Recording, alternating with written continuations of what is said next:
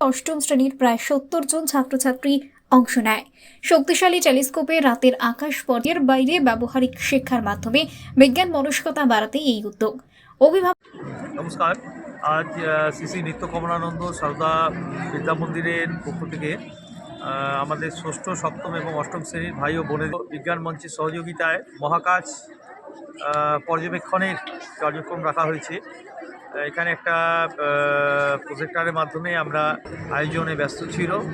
তো আজকের কার্যক্রম একদম 100% সফল, খুব ভালো হয়েছে এবং বিদ্যালয়ের পক্ষ থেকে পশ্চিমবঙ্গ বিজ্ঞান মঞ্চের দারুণ দারুণ।